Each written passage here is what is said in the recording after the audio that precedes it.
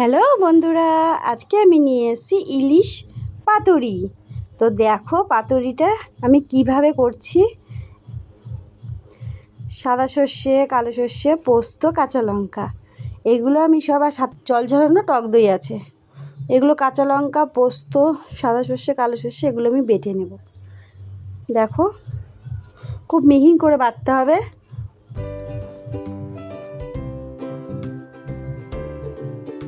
বাটা আমার হয়ে গেছে। মাছগুলো আমি ধুয়ে নিয়ে এসেছি। মশলাগুলো আমি এখন মাখাবো। মশলা মাখানোর সময় টক দই, হলুদ গুঁড়ো, নুন, জিরের গুঁড়ো, সাথে কাঁচা সর্ষের তেল। এবার আমার মাখা হয়ে গেছে। আমি কলা পাতাগুলোকে ধুয়ে এবার আমি সেঁকে নেব। দেখো আমার সেঁকা হয়ে গেছে। মাছগুলো এবার কলা পাতার মধ্যে দিয়ে এপিট উপিট করে বেঁধে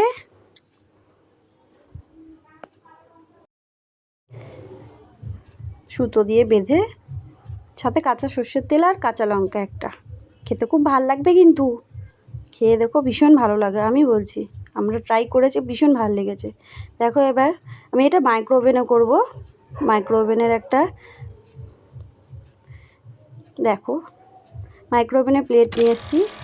সাথে কাঁচা সর্ষের তেল মাখিয়ে সুন্দরভাবে উপর দিয়ে ইলিশ মাছগুলোকে দিয়ে, সাথে নুন ছিটাতে হবে।